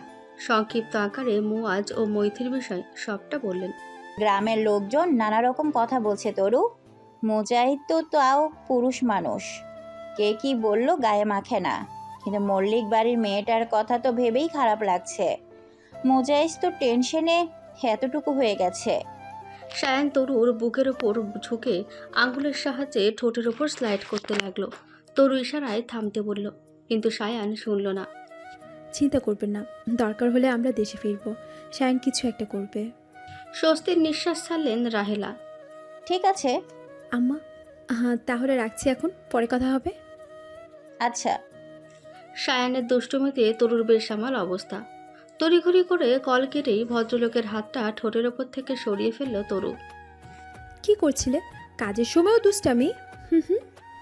বেশি বেশি দুষ্টুমি না করলে নতুন অতিথি আসবে কিভাবে বুধুয়া? তরু দৃষ্টি সরিয়ে ফেলল। মৃদু লজ্জায় গাল লাল হয়ে উঠল। সায়ান তাতে যেন তরুকে আরো পেয়ে বসলো। এই আজকে না প্লিজ। সায়ানকে নিজের থেকে সরাতে চাইল তরু, কিন্তু সায়ান তো সরবার পাত্র নয়। সে তরুকে আষ্টে পৃষ্ঠে জড়িয়ে ধরে বলল, আজকাল বুঝি না, আমার তোমাকে এই মুহূর্তে চাই। তরু আর কিছুই বলার সুযোগ পেল না। শীঘ্রই সায়ানের উন্মাত্ততা তাকে গ্রাস করতে লাগলো। রাত গভীর। ঘরে পায়চারি করছে মৈথি। পেটে ব্যথা করছে, খিদে পেয়েছে। মৈথি সারা জীবনে কখনো না খেয়ে থাকেনি, অথচ আজ পুরো দিন 3 বেলা উপোস থেকেছে সে। চোখে ক্লান্তির ছাপ, মন খারাপ আর শারীরিক দুর্বলতা স্পষ্ট। কেউ যে খেতে সাথে নেই তেমনও নয়। তবে ওর না খেয়ে থাকার কারণ মৈথির বাবাও 2 বেলা না খেয়েছিলেন। তবে রাতে লতা বলে কয়ে সুলতান মল্লিককে খাবার খাওয়াতে পেরেছেন, কিন্তু মৈথি ঘর থেকে বেরো হয়নি, আর কিছু খাওয়াও হয়নি। ঠক ঠক আওয়াজ। মৈথির ভাবনায় ছেদ ঘটল। মৈথি, মৈথি, দরজা খোল। মায়ের কণ্ঠস্বর শুনে চোখ ছলছল করে উঠেছে মৈথির। তাড়াহুড়ো করে দরজা খুলে দিল সে। লতা মল্লিক হাতে খাবারের প্লেট নিয়ে দাঁড়িয়ে আছেন। মৈথি মনে মনে স্বস্তির নিঃশ্বাস ছাড়ল। এবার অন্তত কিছু পেটে পড়বে বলে। অসুস্থ হয়ে পড়বি, ভাত খেয়ে নে। ঘরে ঢুকে ভাতের প্লেট টেবিলের ওপর রাখতে রাখতে বললেন লতা। মৈথি শুধু মাথা নেড়ে সম্মতি জানালো। লতা বিছানার একপাশে বসলেন। মৈথি এখনও দাঁড়িয়ে আছে। কি হলো, হাত ধুয়ে খেতে শুরু কর। মৈথি তাই করলো। চেয়ার টেনে বসে খেতে শুরু করলো। লতা বললেন, মেয়েদের নামে একবার বদনাম উঠে গেলে তা কখনো ঘুচে না মৈথি। তোর বাবা লজ্জায় গ্রামে মুখ দেখাতে পারছে না। মৈথির ভাত যেন গলায় আটকে গেল। লতা মল্লিক পানির গ্লাস এগিয়ে দিলেন মেয়ের দিকে। মৈথি এক ঢোকে যতটুকু সম্ভব পানি পান করে গ্লাসটা টেবিলের উপর রাখলো। যা, খাওয়া হয়ে গেছে। তোমার বাবা চান তোমাকে বিয়ে দিয়ে দিতে। ওনার বন্ধুর ছেলে সাকিব তোমাকে পছন্দ করে বলে জানিয়েছে। ছেলে সরকারি চাকরি করে, বয়স একটু বেশি, 30 চলছে। তবে ওটা কোনো বিষয় না। মৈথির চোখ ছলছল করে উঠল। না চাইতেও কয়েক ফোঁটা অশ্রু ভাতের প্লেটে গড়িয়ে পড়ল। লতা বলতে লাগলেন, দেখ মৈথি, আবেগ দিয়ে জীবন চলে না। ইফতেকারের বাড়ির ছেলের বয়স কম, বেকার। স্বামী যদি স্ত্রীর দায়িত্ব না নিতে পারে তবে সংসার আর সংসার থাকে না। প্রথম প্রথম কদিন সবকিছুই ভালো লাগলেও টাকার অভাবে একসময় সম্পর্কে ফাটল ধরে। তাছাড়া তোর বাবা কখনোই প্রেমের বিয়ে মানবেই না। মৈথি কোনো মতে কয়েক লকমা ভাত খেয়ে অবশিষ্ট ভাতের মধ্যে হাত ধুয়ে ফেলল। নিজেকে ধাতস্থ করে নিল মেয়েটা। মায়ের পায়ের কাছে বসে বলল, টাকা পয়সা আছে অথচ মানসিক শান্তি নেই, এমন অনেক মানুষ পৃথিবীতে আছে মা। প্রেম হারাম, বিয়ে তো নয়। তুমি কি বাবাকে আমার হয়ে একবার বোঝাবে? লতা দীর্ঘশ্বাস ছাড়েন। একমাত্র সন্তানের এমন কষ্ট ওনারাও সহ্য হচ্ছে না, কিন্তু লতার কিছু করারও নেই। সুলতান মল্লিকের কথার উপর লতার কথা চলে না। তুই ভালো করেই জানিস মৈথি, তোর বাবা কেমন মানুষ। ওনার কাছে আমার কথার দামও কতটুকু তাও জানিস। মৈথিকে মেঝে থেকে তুলে বিছানায় বসালেন লতা। দীর্ঘশ্বাস ছাড়ল মৈথি। বুকটা কেমন ফাঁকা ফাঁকা লাগছে যেন। অন্য একজন পুরুষের সাথে সংসার করবে ভাবতে গেলেও দম বন্ধ হয়ে আসছে তার। ঘুমিয়ে পড় মৈথি, আগামীকাল বিকেলে পাত্রপক্ষ আসবে তোকে দেখতে। মৈথি এবার হুহু করে কেঁদে উঠল। মাকে জড়িয়ে ধরে কাঁদতে কাঁদতে বলল, মা, আমি মজকে ছাড়া অন্য কারোর সাথে সংসার করতে পারবো না। তুমি বাবাকে বলো না, এর চেয়ে আমাকে মেরে ফেলুক, আমি মরে যাই। তবুও মনে একজনকে রেখে অন্য কারোর সাথে সংসার করার মতো যন্ত্রণা আমি ভোগ করতে পারবো না। লতার চোখ ছলছল করছে। কি করবেন উনি? মৈথির সাথে নিজের মনের কষ্ট বলতেও পারবেন না, তাহলে মেয়েটা আরও কষ্ট পাবে। চুপ কর, এসব বলতে নেই। বিয়ে হলে আস্তে আস্তে সব কিছু ঠিক হয়ে যাবে। মৈথি অসহায় দৃষ্টিতে মায়ের দিকে তাকালো। লতা বললেন আবার, এত কিছুর মধ্যে ভালো খবর হচ্ছে সাকিব তোকে পড়াশোনা করাবে। মৈথি ভাবলেশীনভাবে তাকিয়ে রইল এবার। লতা মল্লিক মেয়ের মাথায় হাত বুলিয়ে দিয়ে ঘর থেকে বেরিয়ে গেলেন। মৈথি ওভাবেই দাঁড়িয়ে রইল অনেক সময়। চোখের জল তার একমাত্র সম্বল এখন। কিছুক্ষণের মধ্যে মেয়েটা শরীরের ক্লান্তিতে মেঝেতে শুয়ে ঘুমিয়ে পড়ল। নিউ ইয়র্ক সিটির স্কাইলাইন তখন ঝলমলে। দুপুরের মিটিং শেষ হয়েছে সবে। সবাই অফিস ফ্লোরে গুছিয়ে বসে আছে। হঠাৎ ইন্টারকম বেজে উঠল। সবাইকে কনফারেন্স হলে আসতে বলা হচ্ছে। কর্মচারীরা অবাক হলেও ধীরে ধীরে ভেতরে ঢুকতে লাগলো। শায়ান ইফতেখার সাধারণত ছোটোখাটো বিষয়ে সবাইকে ডাকেন না, আজ তাই কৌতূহল দ্বিগুণ। কনফারেন্স রুমের সামনে তরু দাঁড়িয়েছিল। সে কিছুই জানতো না। শায়ান শুধু বলেছিল, দেশে ফিরতে হবে মজের জন্য, তার আগে একটা জরুরি কাজ বাকি। সবাই বসে গেলেই শায়ান উঠে দাঁড়ালো। আত্মবিশ্বাসী ভঙ্গিতে চারপাশে তাকালো সে। তরুও সবার মতোই চুপচাপ দাঁড়িয়ে আছে। আজ একটা ব্যক্তিগত কথা শেয়ার করার জন্য আপনাদের ডেকেছে। সাধারণত আমি প্রাইভেসি ভাঙতে পছন্দ করি না, কিন্তু এই টিম আমার কাছে পরিবারের মতো, তাই চাই না আপনাদের কিছু লুকিয়ে রাখে। কক্ষে ফিসফিস শুরু হলো। অনেকে কৌতূহলী চোখে তরুর দিকে তাকালো। তরু যা বোঝার বুঝে গেছে এখন। শায়ান গভীর শ্বাস নিয়ে বলল, আপনাদের সহকর্মী মিস তরুণী ইসলাম, সে শুধু আমার সহকর্মী না, সে আমার স্ত্রী। মুহূর্তেই রুম নিস্তব্ধ। সবাই কয়েক সেকেন্ড চুপচাপ তাকিয়ে রইল। তারপর করতালিতে ভরে উঠল চারপাশ। কেউ কেউ অবাক হয়ে হাসল, আবার কেউ উৎসাহ নিয়ে উঠেই বলল, কংগ্রেচুলেশন স্যার। Congratulation ma'am. এমনিতে তরু সাবলীল থাকলেও এখন লজ্জায় মাথা নিচু করে ফেলল। তার গাল লাল হয়ে উঠেছে। শায়ান পাশে গিয়ে তার হাত ধরল, কোনো দ্বিধা ছাড়াই সবার সামনে। আমি চেয়েছিলাম প্রথমে শুধু আমরা দুজনের ছোট্ট গোপন আনন্দটা থাকুক, কিন্তু এখন আর লুকিয়ে রাখতে চাই না। আগামী সপ্তাহে ছোট্ট এক সেলিব্রেশন করব, তখন আপনারা সবাই আমাদের অতিথি। সহকর্মীরা একে একে এগিয়ে এসে শুভেচ্ছা জানাতে লাগলো। অনেকে ঠাট্টা করে বলল, তরু ম্যাম, এখন আমরা আপনাকে শুধু সহকর্মী না, আমাদের ভাবিও।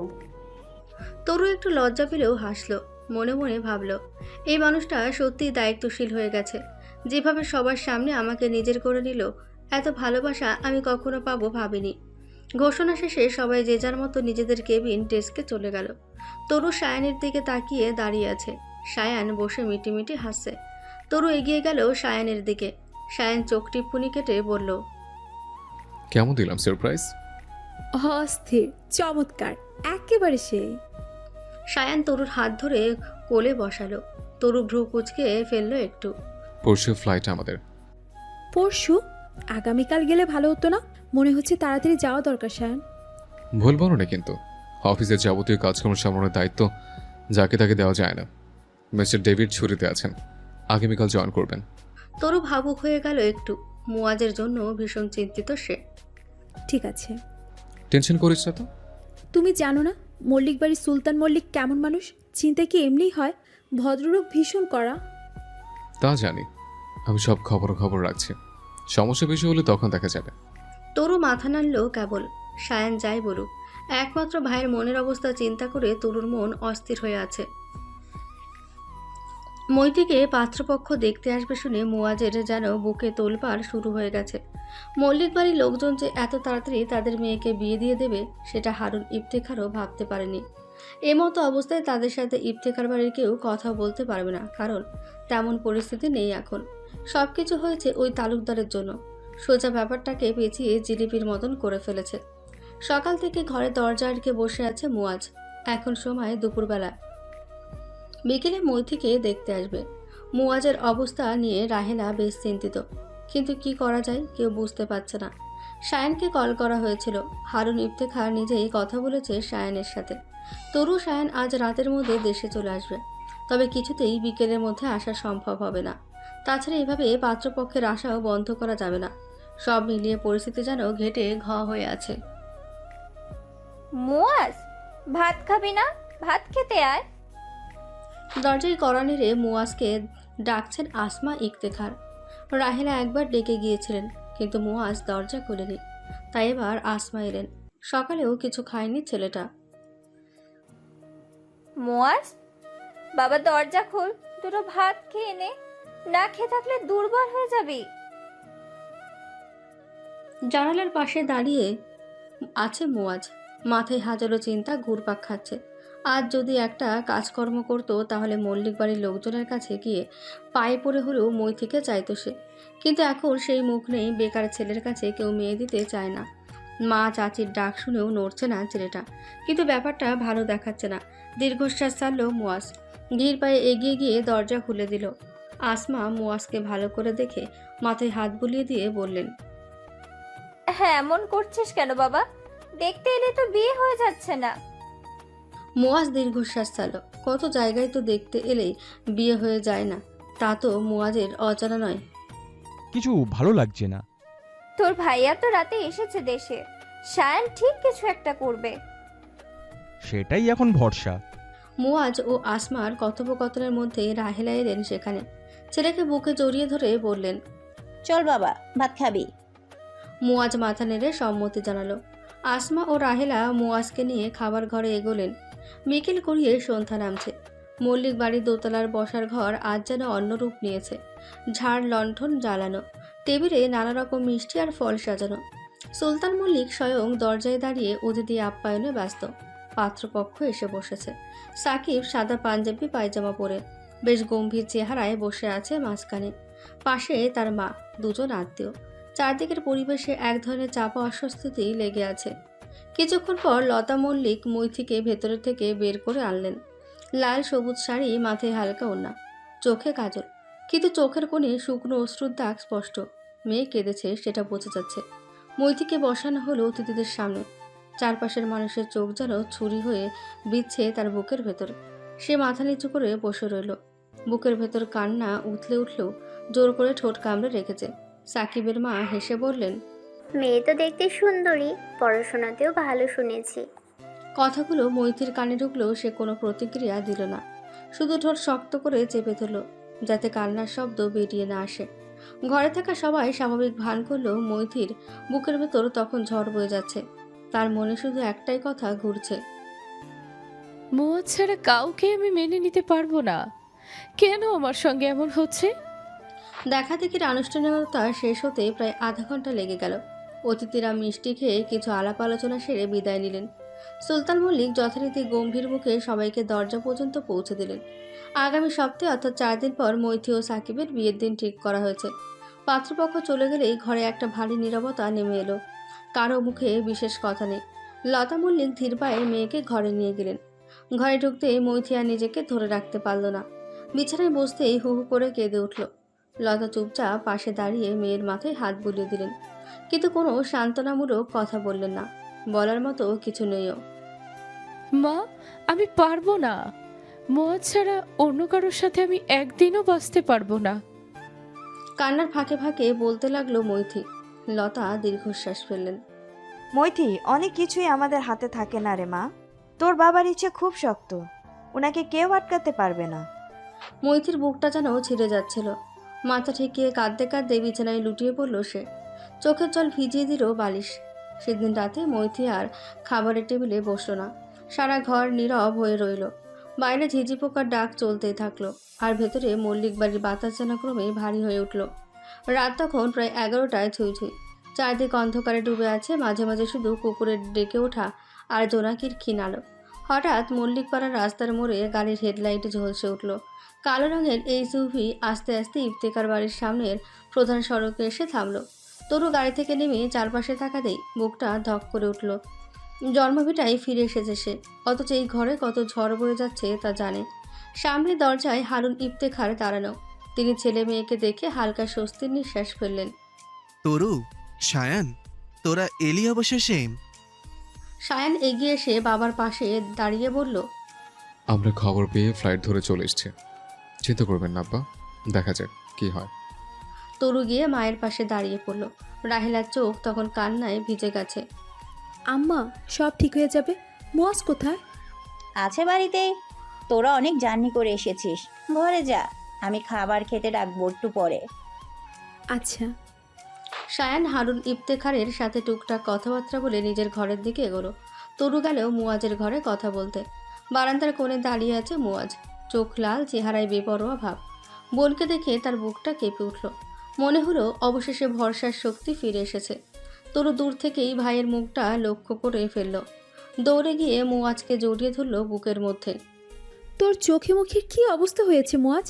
খাওয়া দাওয়া করিস না? মুয়াজ ঝুঁকড়ে কেঁদে উঠল। বোনের কাছে তার দুর্বলতা পুরোপুরি প্রকাশ করতে পারে সে। আমি মৈথিকে ছাড়া কিভাবে থাকবো আপুই? আমার মাথা কাজ করছে না। ধুর পাগল, ছাড়া থাকবি কেন? ভালোবাসলে বুকে সাহস রাখতে হয়, শক্ত করে হাত ধরতে হয়, ঝড় ঝাপটা সব পেরিয়ে দুজনকে একসাথে জীবনে এগোতে হয়। মেথির সাথে আগে কথা বলতে হবে। দুজনের ইচ্ছে এক হলে তবেই সায়ন মল্লিক বাড়ির লোকজনের সাথে কথা বলতে পারবে। মুয়াজ বোনকে ছেড়ে সোজা হয়ে দাঁড়ালো, চোখ মুছে বলল, মৈথিও আমাকে খুব ভালোবাসে আপুই, তবে ও ওর বাবাকে ভয় পায়। ভয় পেলে তোকে হারাতে হবে। এখন মেথি পারে সব কিছু ঠিক করতে। আমি ওর সাথে কথা বলবো, যেভাবেই হোক। বলিস, তবে সাবধানে। ঠিক আছে আপুই, তোমার কখন এসেছো? এই তো 10 মিনিট আগে। আমি রুমে যাচ্ছি, আগামীকাল কথা হবে। তুই একদম টেনশন করবি না, আমরা আছি তো। মুয়াজ বোনকে জড়িয়ে ধরলো আরেকবার। তরু ওর মাথায় হাত বুলিয়ে দিয়ে ঘর থেকে চলে গেল। কিছুটা হলেও স্বস্তির নিঃশ্বাস ছাড়ল মুয়াজ। গোসল সেরে রুমে এসে বসেছে সায়ন, তোয়ালে দিয়ে চুল মুছছে। এর মধ্যে তরু এলো ঘরে। ফ্রেশ হয়ে নে তাড়াতাড়ি। ভ্রু কুচকে তাকালো তরু। সায়ান স্বাভাবিক ভঙ্গিতে তাকিয়ে আছে। কেন? কেন? আমার ক্লান্ত লাগছে আজ, আমার তোকে লাগবে। তরু সায়ানের কাঁধে ঘুষি মেরে বসলো একটা। ব্যাগ থেকে পোশাক বের করতে করতে বলল, তুমি একটা যাচ্ছে তাই, সরো তো। তরু জামা কাপড় নিয়ে ওয়াশরুমের দিকে এগোলো। সায়ান ঠোঁট কামড়ে হাসছে।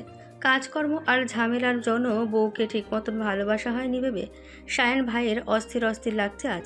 পরের দিন ইফতেখার বাড়িতে মুয়াজ ও মৈথির বিষয় নিয়ে নানান কথাবার্তা চলল। উঠানে বসে পরিবারের সবাই এক একজন এক একভাবে মতামত দিচ্ছিল। কিভাবে মল্লিক বাড়ির কর্তাকে রাজি করানো যায় সেই নিয়েই আলোচনা হচ্ছিল মূলত। সবাই প্রায় একমত যে সরাসরি গিয়ে বোঝানো ছাড়া উপায় নেই। শেষমেশ ঠিক হলো সায়ানি আগামীকাল মল্লিক বাড়িতে যাবে সুলতান মল্লিকের সঙ্গে কথা বলতে। তবে মুয়াজ ছিল অন্য ভাবনায়। সে কোনোভাবেই আজ মৈথির সাথে দেখা করতে চায়। বিকেল গড়িয়ে সন্ধে হওয়ার সময় রান্নাঘরে মায়ের সাথে কথা বলতে বলতে নাস্তা তৈরি করছে তরু। তোদের মধ্যে সব কিছু ঠিক হয়ে গেছে তো? রাহেলা চায়ে চেনে দিতে দিতে জিজ্ঞেস করলেন। তরু মুচকি হাসলো, চোখে অল্প লাজ। হ্যাঁ আম্মা, এখন সব কিছু ঠিক আছে। যাক, আলহামদুলিল্লাহ। তোরা শান্তিতে থাকলে আমিও শান্তিতে থাকি। রাহেলার মুখে প্রশান্তির ছাপ, চোখে সন্তুষ্টি ছলো। কিন্তু কথা বলতে বলতে আকস্মিক তরুর শরীরটা কেমন অস্থির লাগতে শুরু করলো। হঠাৎ মাথা ব্যথা করতে লাগলো, বমি বমি ভাব চেপে বসলো। রাহেলার চোখে অবাকের ছাপ। কি হলো মেয়েটার? তরু দৌড়ে রান্নাঘর থেকে নিজের ঘরে চলে গেল। বমি করার পর নিজেকে ফ্রেশ করে নিল। তারপর বিশ্রামের জন্য বিছানায় বসে রইল। সায়ন বাইরে উঠোনে বসেছিল এতক্ষণ। রুমে ঢুকতে তরুর চোখ মুখ মলিন দেখে পাশে গিয়ে বসে জিজ্ঞেস করলো, কি রে, শরীর ঠিক আছে তো? কেমন লাগছে? এর মধ্যে রাহেলা এলেন সেখানে। তরু ও সায়ান ওনাকে দেখে কিছুটা দূরে সরে বসলো। রান্না করেছিল ও, হঠাৎ করে দৌড়ে ঘরে চলে এসেছে। কি হয়েছে তোর? তরু আমতা আমতা করে বলল, তেমন কিছু না আম্মা। রাহেলার মনে অন্য কিছু বলছে, তবে এখনই কিছু বলতেও পারছেন না। তার উপর সায়ানও আছে এখানে। ঠিক আছে, তুই বিশ্রাম কর, রান্নাঘরে আসতে হবে না তোকে। হ্যাঁ হ্যাঁ, তোর ঘরেই থাক, আমি আছি ওর সাথে। সায়ান বলল। রাহেলা ইফতেখার মুচকি এসে ঘর থেকে বেরিয়ে গেলেন। কি রে বউ, হঠাৎ বমি করলি কেন? ঘটনা কি? তুই কি আমাকে কোনো সুখবর দিতে চাস? তরু সায়নের চুল ধরে মৃদু একটা টান মারল। সায়ন তরুকে ধরে সোজা বিছানায় শুইয়ে দিয়ে ওর উপর ঝুঁকে আবার বলল, বল না। আমি শিওর নই। তুই তাহলে থাক, আমি একটু বের হই। কেন? কই যাবে এখন? বাজারে গিয়ে ফার্মেসি থেকে প্রেগনেন্সি টেস্ট কিট নিয়ে আসে, সকলে শিওর হয়ে যাবে। তরু মুচকি হাসলো, বলল, দরকার নেই, অফ তো। ফাসিল একটা, একবার বলছে শিওর না, আবার বলছে শিওর। তুই কি আমাকে এই বয়সে হার্ট অ্যাটাক করাতে চেয়েছিস? তরু সায়নের চুলে হাত বুলিয়ে দিয়ে বলে, এসব বললেন না তো। শোন তরু, আগামীকাল ডাক্তারের কাছে যাচ্ছি আমরা। তরু চমকে উঠল। এমনিতেই আগামীকাল মল্লিক বাড়িতে যেতে হবে সায়নকে, তার মধ্যে আবার ডাক্তারের ঝামেলা। এই না, কালকে তো ওই বাড়িতে যেতে হবে। সেটা আমি বুঝবো, তোকে মাথা ঘামাতে হবে না। সায়ান বেশ গম্ভীর কণ্ঠে কথাগুলো বলাতে তরু চুপ করে গেল। ঠিক আছে।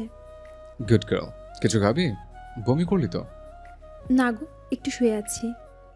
সায়ান তরুর কপালে আলতো করে ঠোঁট ছুঁয়ে দিয়ে শোয়া থেকে উঠে বসলো।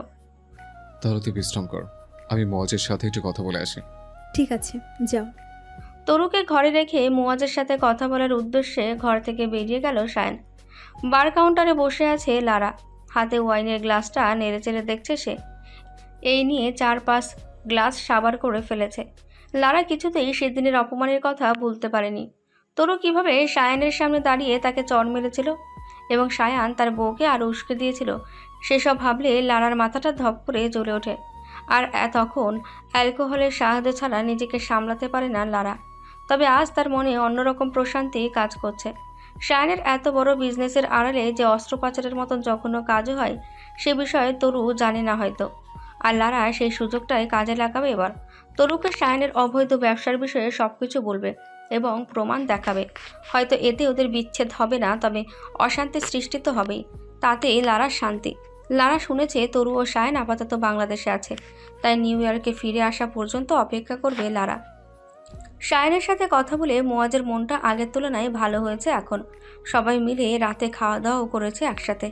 সায়ান হুট করে যেন তরুর প্রতি অতিরিক্ত যত্নশীল হয়ে গেছে। বিষয়টা রাহিলা ভালো করেই পর্যবেক্ষণ করেছেন। হয়তো ওনার সন্দেহ সত্যি হতে চলেছে। ইফতেখার বাড়ির বংশধর আসতে চলেছে। গভীর রাত, বাইরে ঘুটঘুটে অন্ধকার, চারিদিকে ঝিঝি পোকার ডাক শোনা যাচ্ছে, সাথে মাঝে মধ্যে দূর থেকে ভেসে আসছে নেড়ি কুকুরের হাঁক ডাক। জানালা খুলে বাইরে তাকালো মুয়াজ। চারপাশে ঘন অন্ধকারে ঢেকে আছে। আস্তে আস্তে দরজার কপাটে টেনে বন্ধ করলো, যেন কেউ বুঝতে না পারে। তারপর পা টিপে টিপে বারান্দায় গেল। ইফতেখার বাড়ির বারান্দা থেকে মল্লিক বাড়ির দোতলার দিকে একটা গলি পড়ে। মুয়াজ ঝুঁকি নিল, নিঃশব্দে দেওয়াল টপকে গলি পেরোলো। বুক ধরফর করছে, কিন্তু তাতে কি? মৈথিকে না দেখলে তার বুক ফেটে যাবে। যেভাবেই হোক মৈথির সাথে কথা বলতে হবে আজ। এই ভাবনাটা মাথায় রেখে রাতের আধারে নিঃশব্দে এগোতে থাকলো। কিছুক্ষণের মধ্যেই মল্লিক বাড়ির জানালার নিচে এসে দাঁড়ালো মুয়াজ। চারপাশ নির্জন, দূরে শুধু শেয়ালের ডাক ভেসে আসছে। বারান্দার রোহাল গ্রিল ধরে ধীরে ধীরে ওপরে উঠল সে। মৈথির ঘরের ভিতর ক্ষীণ আলোয় ছায়া নড়ল। হঠাৎ বারান্দার ফাঁক দিয়ে মুয়াজ ঢুকে পড়তেই চমকে উঠল মৈথি। ঘুম আসছিল না বলে হাতে ছিল একটা বই। মুয়াজকে দেখে বুক ধরফর করতে লাগলো তার। মুয়াজ, তুমি এখানে? হুট করে বলল মৈথি। মুয়াজ 2 হাত বাড়িয়ে তার মুখ চেপে ধরল। আস্তে কথা বলো, কেউ শুনে ফেললে ঝামেলা হবে। ফিসফিস করে বলল মুয়াজ। মৈথির চোখ ছলছল করছে, বুকের ভেতর হাজারো ভয়, যদি কারো নজরে পড়ে যায়। কিন্তু এক মুহূর্তে সব ভুলে গেল সে। মুয়াজের চোখে যেই বেপরোয়া আগুন জ্বলছিল তা দেখে। আমি অন্য কাউকে বিয়ে করতে পারবো না। মুয়াজও কাপা গলায় বলল, তোমাকে ছাড়া বাঁচবো না। কালকে কি হবে জানি না আমি। ভাইয়া আসবে তোমার বাবার সাথে কথা বলতে, কিন্তু তারপর যদি তিনি রাজি না হন তাহলে? তাহলে আমরা পালিয়ে যাব। মৈথির বউ কেঁপে উঠল। পাগল হয়েও না মুয়াজ, তুমি জানো না বাবা যদি টের পান তবে শেষ করে ফেলবেন আমাদের। মুয়াজ মৈথির হাত শক্ত করে ধরে টেনে নিল নিজের কাছে। শেষ করুক, তবুও আমি তোমাকে ছাড়বো না। আমার চোখের দিকে তাকিয়ে বল, তুই আমায় ভালোবাসিস? শুধু আমাকেই চাইছিস? বল মৈথি। রাগে থরথর করে কাঁপছে মুয়াজ। মৈথি জানে মুয়াজ রেগে গেলে তুই-তুকারি করে, সামলাতে পারে না নিজেকে। মৈথি আর নিজেকে সামলাতে পারল না, বুক ভেঙে কান্না এলো তার। মুয়াজকে জড়িয়ে ধরে হু হু করে কাঁদতে লাগলো। হ্যাঁ মুয়াজ, শুধু তোমাকেই চাই, কিন্তু বাবা, আমি আমার পরিবারের সম্মান নষ্ট করতে পারবো না। মৈথিকে নিজের থেকে দূরে সরিয়ে ফেললো মুয়াজ, হিসিয়ে বলল, তাহলে তুই তোর বাবার মান সম্মান নিয়ে আরেকজনের বউ হয়ে যা, আমাকে আর দরকার নেই। মৈথি আবারও মুয়াজকে জড়িয়ে ধরে ফুপিয়ে কেঁদে উঠল। এভাবে বলছো কেন? আমি কি তাই বলেছি? মুয়াজ মৈথিকে দূরে সরিয়ে দিল আবার। রাগে মাথা কাজ করছে না ওর। মুয়াজ সহজে রাগ করে না, তবে রাগলে নিজেকে সামলাতেও পারে না। তুই সর এখান থেকে, আমি যাচ্ছি। তোর বিয়েতে দাওয়াত করিস, আসবো, পেট পুড়ে খেয়ে যাব। মুয়াজ বারান্দার দিকে চলে যেতে চাইলে মৈথি গিয়ে পেছন থেকে শক্ত করে জড়িয়ে ধরে। মুয়াজ তবুও চলে যেতে চায়। মৈথি ফ্লোরে বসে পড়ে, মুয়াজের পা ধরে বলে, কেন এমন করছো? তার চেয়ে আমাকে মেরে ফেলো। মৈথির এমন আচরণে মুয়াজের রাগ পড়ে গেল। পেছনে ফিরে ফ্লোরে বসলো সেও। মুয়াজও মৈথির পা জড়িয়ে ধরে বলল, আমিও তোর পা ধরে বলছি, এমন করিস না আমার সাথে। হয় তুই আমার হবি, কথা দে, নয়তো এক্ষুনি আমাকে মেরে ফেলার ব্যবস্থা কর। নয়তো আমার মাথা খারাপ হয়ে গেলে তালুকদারের ছেলেও আস্ত থাকবে না, আর তোর বাবাকে মানব না, তুলে নিয়ে যাব তোকে। মৈথি রীতিমতন চমকাচ্ছে মুয়াজের আচরণে। আজ অবধি কখনো ছেলেটাকে এমন ভয়ঙ্কর রূপে দেখেনি সে। মৈথি মুয়াজের হাত ওর পা থেকে সরিয়ে ফেলল, আলতো করে মাথায় হাত বুলিয়ে নিল। শান্ত হয় একটু। তুই আমার হওয়া আগে। আমি তো তোমারই। মুয়াজ মৈথির কাঁধে হাত রেখে এক প্রকার ঝাঁকিয়ে জিজ্ঞেস করলো মৈথিকে। মেয়েটা আবারও ওকে জড়িয়ে ধরল। যে মেয়েটা কথা বলতে গেলেও লজ্জায় নুয়ে পড়তো, সে আজ বারবার তার প্রেমিকের বুকে মুখ গুজে কাঁদছে। এটাই হয়তো পরিস্থিতির ক্ষমতা। পরিস্থিতি এমনভাবে মানুষকে বদলে দেয় যা কল্পনা করা যায় না। তোমার ভাইয়া আগামীকাল আসুক, তারপর দেখি কি হয়। তবে কথা দিচ্ছি, আমি অন্য কারো হব না। দরকার হলে আমি পৃথিবী ছাড়ব। কথা শেষ হওয়ার আগে জোরে সোরে একটা থাপড় পড়লো মৈথির গালে। মেয়েটা কান্নার বেগ বৃদ্ধি পেল তাতে। মুয়াজ ওর চুলের মুঠি টেনে ধরে বলল, তোর এইসব আবেগ তুই তোর কাছেই রাখ। আমি তোর কবরে মাটি দিতে চাই না, তোর সাথে সংসার করতে চাই। খোদার কসম, তুই যদি নিজের একটুও ক্ষতি করিস তাহলে মল্লিক বাড়ি জ্বালিয়ে দেবো আমি। মৈথি চুপচাপ কাঁদছে শুধু। মুয়াজও কথাটা বলে চুপ করে গেল। মেয়েটার সাথে এত রাগারাগি করা ঠিক হচ্ছে না ভেবে আলতো করে গালে ঠোঁট ছুঁয়ে দিল কয়েকবার। মুহূর্তেই লজ্জাবতী পাতার মতন নুয়ে গেল মৈথি। মুয়াজ তাকে বুকে জড়িয়ে ধরে মাথায় হাত রেখে বলল, শোনো, যা করার ঠান্ডা মাথায় করতে হবে। হুম। মৈথি, জি। একটা অন্যায় আবদার করতে যাচ্ছি, তুমি কি আমাকে ক্ষমা করবে? আচমকা মুয়াজের এমন কথায় অবাক হলো মৈথি। কি? আমি তোমাকে এই মুহূর্তে নিজের করে নিতে চাই। মৈথির বিস্ময় কাটে না। মুয়াজের হঠাৎ কি হলো? সে তো কখনো এসব কথা বলে না। কি বলছো তুমি? মুয়াজ মৈথির কাঁধে মৃদুভাবে ঠোঁট ছুঁয়ে দিয়ে বলল, ভালোবাসা ও যুদ্ধে সবকিছু করা যায়। মুয়াজ। হ্যাঁ, যদি কালকে কিছু না হয়, ভাইয়া অসফল হন, তাহলে তুমি তোমার বাড়ির সকলকে জানাবে তুমি প্রেগনেন্ট। আর সেই জন্য এখন আমার তোমাকে চাই পুরোপুরি। আমি পাপ করে না হয় সারা জীবন তওবা করে যাব, কিন্তু তোমাকে কোনো কিছুর বিনিময়ে হারাতে পারবো না। মৈথি মুয়াজের এমন ভয়ঙ্কর কথায় ভয় পেল। লজ্জা, আতঙ্ক, ভয় সবকিছু যেন মিলেমিশে যাচ্ছে ওর। মুয়াজ মৈথির খুব কাছাকাছি চলে এসেছে, এতটা কাছে যে মৈথি মুয়াজকে অনুভব করতে পারছে। শোনো, আমি দ্বিধায় আছি। দয়া করে তুমি এসব করো না, এটা পাপ। কাল যদি বাবা রাজি না হন, তারপর না হয় আমরা অন্য কিছু ভাববো। Please Muaz, please. মৈথির অনুরোধে দীর্ঘশ্বাস ছাড়ল মুয়াজ। থেমে গেল সে, বলল, ঠিক আছে, আগামীকালের অপেক্ষায় রইলাম তবে। কিন্তু মনে রেখো, যদি পরিবারের কথা মতো অন্য কাউকে বিয়ে করো, তবে আমাকে হারাবে তুমি। ঠিক তোমাকে যেভাবে ভালোবাসি, কাছে আসি, এভাবে অন্য একটা মেয়েকে বিয়ে করে ভালোবাসবো আমি, আদর করব। বুঝতে পেরেছো? অন্য কোনো মেয়েকে মুয়াজের সাথে কল্পনা করতেই মৈথির বুকে যন্ত্রণা অনুভব করলো। শক্ত করে মুয়াজকে জড়িয়ে ধরে বলল, কখনো না, তুমি শুধু আমার। মুয়াজের ঠোঁটের কোণে হাসি ফুটলো এবার। হেসে বলল, সেটা তোমার উপর নির্ভর করছে। হুম হুম। বসা থেকে উঠে দাঁড়ালো দুজন। মৈথি আশেপাশে নজর বুলাতে বুলাতে বলল, এখন তুমি যাও। হ্যাঁ, যাচ্ছি। আগামীকাল রাতে আবার আসবো আমি। তবে তার মধ্যে যদি সবকিছু ম্যানেজ হয়ে যায় তবে আলহামদুলিল্লাহ। মৈথির মাথার তালুতে চুমু খেলো মুয়াজ। আচ্ছা, আসছি। সাবধানে যেও। মৈথিও ওর বুকে মুখ গুজে রইল। মুয়াজ মুচকি হেসে বারান্দার দিকে এগোলো। মৈথি তাকিয়ে রইল সেদিকে। মুয়াজ চলে যাওয়ার পর লম্বা একটা নিঃশ্বাস ফেলে বিছানায় গিয়ে শরীর এলিয়ে দিল। ভোরের আলো ফুটেছে অনেকক্ষণ। ইফতেখার বাড়ির খাবার রুমে সকালের খাওয়া দাওয়ার পাট চুকলো কেবল। হারুন ইফতেখার নিজের ঘরের বাইরে বেরোনোর জন্য রেডি হচ্ছেন। সায়ান ইতিমধ্যেই উঠোনে এসে দাঁড়িয়ে আছে। বাবা ছেলে মিলে মল্লিক বাড়িতে যাবে এখন। মুয়াজ এখনো ঘুম থেকে ওঠেনি আজ। সারা রাত নানান চিন্তা ভাবনা করতে করতে ফজরের নামাজের পর ঘুমিয়েছিল বলে ঘুমটা এখনো ভাঙেনি তার।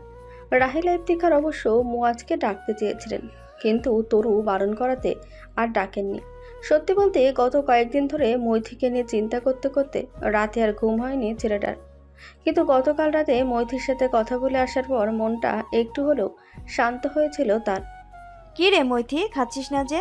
হাতের খাবার নিয়ে বসে আছিস কেন? লতার কথায় নড়েচড়ে উঠল মৈথি। সকালে ব্রেকফাস্ট করতে ডাইনিং রুমে যায়নি মেয়েটা, সেই জন্য এখন ঘরে খাবার নিয়ে এসেছেন লতা মল্লিক। তবে খাওয়াতে মৈথির মন নেই। সে বারবার ঘড়ির কাঁটার দিকে তাকাচ্ছে কেবল। খেতে ইচ্ছে করছে না। না খেয়ে থাকলে কিচ্ছু বদলাবে না। মৈথি তপ্ত নিঃশ্বাস ছাড়ল। এর মধ্যে কলিং বেলের শব্দ ভেসে এলো। মুহূর্তে মৈথির বুকটা কেমন ধুকপুক করে উঠল। লতা মল্লিক বসা থেকে উঠে দাঁড়ালেন। খেয়ে নিস, দেখি গিয়ে এখন আবার কে এলো? মৈথি মাথা নেড়ে সম্মতি জানালো কেবল। লতা মল্লিক ঘর থেকে বেরিয়ে যেতেই মৈথিও বসা থেকে উঠল। ধীর পায়ে ঘর থেকে বেরিয়ে দোতলার বারান্দায় এসে দাঁড়ালো। এখান থেকে বসার ঘর স্পষ্ট দেখা যায়, সব কথাও শোনা যায়। তাই ইফতেখার বাড়ির লোকজনের সাথে কি কথা হয় না হয় সব এখানে দাঁড়িয়েই শুনবে সে। মল্লিক বাড়ির কর্তা সুলতান মল্লিক বাড়ি থেকে বের হওয়ার প্রস্তুতি নিচ্ছিলেন। এমন সময় লতা মল্লিক এলেন ঘরে। আয়নার সামনে দাঁড়িয়ে দাঁড়িয়ে হাত বুলাতে বুলাতে স্ত্রী লতার দিকে দৃষ্টিপাত করে বললেন সুলতান। কি ব্যাপার লতা, তোমার চোখ মুখ এমন দেখাচ্ছে কেন? লতা ভয়ে ভয়ে কণ্ঠ নিচু করে বলে, ইফতেকার বাড়ির লোকজন এসেছে, আপনার সাথে কথা বলবে বলল। মুহূর্তেই সুলতান মল্লিকের চেহারার রং বদলে গেল। রাগে গটগট করে ঘর থেকে বেরিয়ে সোজা বসার ঘরের দিকে এগোলেন তিনি। লতাও পিছু পিছু এলেন। বসার ঘরে তখন সায়ান ও হারুন ইফতেখার বসেছিল। মৈথির বাবাকে দেখে তারা বসা থেকে উঠে দাঁড়ালো। অনিচ্ছা সত্ত্বেও সুলতান মল্লিক তাদেরকে বসতে বললেন। সায়ানকে চিনতে পারেননি ঠিক, কিন্তু হারুন ইফতেখারকে ভালো করেই চেনেন সুলতান মল্লিক। মুখোমুখি সোফায় বসে আছেন সুলতান মল্লিক ও ইফতেখার বাড়ির কর্তা হারুন ইফতেখার ও তার ছেলে সায়ান ইফতেখার। সবার মুখ চোখ কেমন থমথমে হয়ে আছে। মৈথি বারান্দায় দাঁড়িয়ে আছে গোপনে সব কথা শুনবে বলে। লতা রান্নাঘরে গিয়েছেন চায়ের বন্দোবস্ত করতে। তারপর বলুন, হঠাৎ আমার সাথে দেখা করতে আসার কারণ কি মৈথি? সোজা সাপটা প্রশ্ন করলেন সুলতান মল্লিক। হারুন ইফতেখার মুস্কি হাসলেন। বুদ্ধিমানদের কথা মুখে বলতে হয় না, তাদের জন্য ইশারায় যথেষ্ট। তুমি খুব বুদ্ধিমান সুলতান। কিন্তু আপনাদের বুদ্ধিমত্তা নিয়ে সন্দেহ হচ্ছে আমার। মৈথির আংটির বদল হয়ে গেছে, বিয়ের তারিখও ঠিক হয়ে গেছে। এই পরিস্থিতিতে আপনাদের আশাটা কি বোকামি নয়? সায়ান মুখ খুলল এবার। বিয়েটা এখনো হয়ে যায়নি আঙ্কেল। ভ্রু কুচকে ফেললেন সুলতান মল্লিক। তুমি? আমার ছেলে সায়ান। বললেন হারুন। সুলতান বললেন, দেখো সায়ান, তোমার ভাই যা করার করেছে। পথে ঘাটে বসে মেয়েটার সাথে কথা বলে তাকে বদনামের ভাগিদার করেছে। এখন ভালো একটা সম্বন্ধ পেয়েছি, মেয়ের বিয়ে ঠিক করেছি। তাতে নিশ্চয়ই তোমরা বাকরা দিবে না। যার জন্য বদনাম হলো তাকে রেখে অন্য ছেলে কি প্রয়োজন ছিল আঙ্কেল? সুলতান বিরক্তি প্রকাশ করে বললেন, তোমার ভাই তো নিজেই চলে তোমাদের টাকায়। মৈথিকে বিয়ে করে কি খাওয়াতো? ঠোঁট বাঁকিয়ে হাসলো সায়ান। ইফতেকের বাড়ির লোকজনকে না খেয়ে থাকে? মজ বেকার, সারা জীবন তো বেকার থাকবে না। তাছাড়া জায়গা জমি যা আছে সবই ও পাবে। আপনি হয়তো জানেন আমার কাজিনকে বিয়ে করেছি আমি। সেই সুবাদে শ্বশুর বাড়ির কোনো সম্মতি আমি নেব না। সবকিছু মজা। আমার নিজেরও কম কিছু নেই নিউ ইয়র্কে। মৈথিকে বিয়ে করার পর ওদেরকে আমি নিউ ইয়র্কে নিয়ে যাব। আরামে থাকবে আপনার মেয়ে। বিদেশে থাকার কথা শুনে নড়ে চড়ে বসলেন সুলতান। মেয়েকে কখনোই দেশের বাইরে পাঠাবেন না তিনি। এর মধ্যে লতা এলেন চায়ের কাপ নিয়ে। টেবিলের ওপর কাপগুলো রেখে আবার নীরবে চলে গেলেন। আমি আমার মেয়েকে দূরে কোথাও পাঠাবো না। তার চেয়ে বড় কথা, মেয়ে এখন অন্য কারো বাগদত্তা। সায়ান চায়ের কাপটা হাতে তুলে নিল। চা ওর খুব প্রিয়। তরু থাকলে এখন সায়ানকে চা খাওয়ার জন্য নিশ্চিত বকা দিত। মেয়ে শান্তি চান না আপনি? আপনার মেয়ে তো মজকে পছন্দ করে। অন্য কোনো ছেলের সাথে বিয়ে হলে মন থেকে কখনো সুখী হতে পারবে না। তেতে উঠে বললেন সুলতান। আমার মেয়ের সুখ দুঃখ আমি বুঝবো। হারুন ইফতেখার কপালে হাত বুলিয়ে সায়ানের দিকে তাকিয়ে আছেন। সুলতান মল্লিকের সাথে সায়ান পেরে উঠবে বলে মনে হচ্ছে না।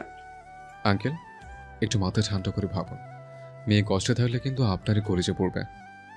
মৈথির চোখ ছলছল করছে। ওর বাবা কতটা ঘাড়তারা সেটা মৈথি ভালো করেই জানে। তোমরা এখন আসতে পারো, আমার বাইরে কাজ আছে, বের হবো একটু, বিয়ের কার্ড পাঠিয়ে দেবো, এসো। আপনি নিশ্চিত বিয়েতে আমরা আসলে আপনার কোনো সমস্যা হবে না? সায়ানের ঠোঁটের কোণে বাঁকা হাসির রেখা। সুলতান মল্লিক বসা থেকে উঠে দাঁড়ালেন। হারুন ও সায়ানও উঠে দাঁড়িয়েছে। না সমস্যা নেই, শুধু তোমার ভাইকে আনবে না। ও আচ্ছা, ঠিক আছে, আসছি আমরা। শায়ন এতটুকু বলে হারুন ইফতিখারকে ইশারা করে মল্লিক বাড়ি থেকে বেরিয়ে এলো। সুলতান মল্লিক কিছুক্ষণ ওভাবেই দাঁড়িয়ে রইলেন, তারপর নিজের কাজে বেরিয়ে গেলেন। মৈথিও দৌড়ে নিজের রুমে ঢুকে দরজা আটকে দিয়ে বিছানায় শুয়ে কাঁদতে লাগলো। লতা মল্লিক সবকিছু বুঝেও কিছু করতে পারছেন না, কেবল দীর্ঘশ্বাস ছেড়ে সবকিছু দেখে যাচ্ছেন। বসার ঘরে এক কোণায় দাঁড়িয়ে বাবা ভাইয়ের কথা শুনছে মোয়াজ। সুলতান মল্লিক যে কতটা ঘাড়তারা সেটা মোয়াজ ভালো করে জানে। এবার যা করা নিজের মতন করেই করবে বলে মনে মনে সিদ্ধান্ত নিয়েছে মোয়াজ। দুপুরে খাওয়া দাওয়া শেষ করে রুমে এসে বসলো তরু সায়ান।